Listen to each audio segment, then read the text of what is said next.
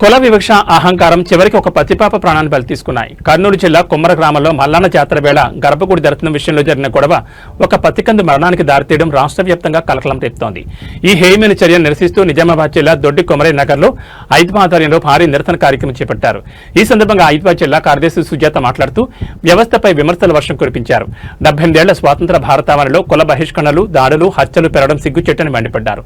ప్రపంచ దేశాలు టెక్నాలజీ వైపు దూసుకుపోతుంటే మన దేశం మాత్రం ఇంకా కొలగజ్జి మత చిచ్చుల్లోనే కొట్టుమిట్టాడుతుందని ఆవేదన వ్యక్తం చేశారు.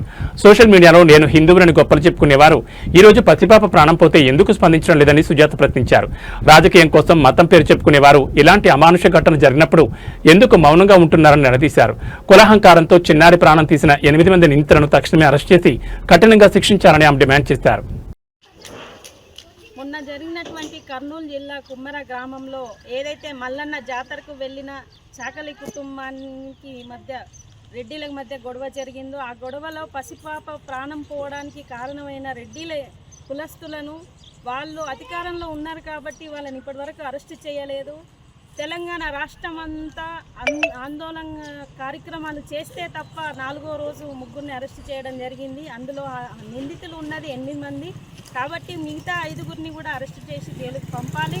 ఎందుకంటే స్వాతంత్రం వచ్చి 78 ఏళ్ళు అవుతున్నా కూడా ఇప్పటి వరకు కులాల మతాల మధ్య కొట్టుకు చావడం తప్ప భారతదేశం ఇంకా ఏ విషయంలో ముందుకు లేదు అని చెప్పేసి నిదర్శనలు మన కళ్ళ ముందే ఉన్నాయి. నిజామాబాద్ జిల్లాలో గౌడ కులస్తులను, రజక కులస్తులను బహిష్కరించిన విషయం మరవకముందే మరొక కుల దురహంకార హత్య చేయడం జరిగింది. కాబట్టి తెలంగాణ రాష్ట్రంలో హత్యలు, అత్యాచారాలు కులాల మతాల పేరుతో జరుగుతున్నాయి. కాబట్టి వీటిని అరికట్టే విధంగా ప్రభుత్వాలు చర్యలు చేపట్టాలి. లేకపోతే రేపు ఈ ఏదైతే నాగర్ కర్నూలు ఇష్యూ ఉందో మిగతా 5గురిని కూడా అరెస్ట్ చేయకపోతే రేపు చెలో నాగర్ కర్నూలు అని చెప్పేసి పెద్ద ఎత్తున ఆందోళన కార్యక్రమాలు కూడా ఐద్వా ఆధ్వర్యంలో చేపడతామని ప్రభుత్వాన్ని డిమాండ్ చేస్తున్నాం.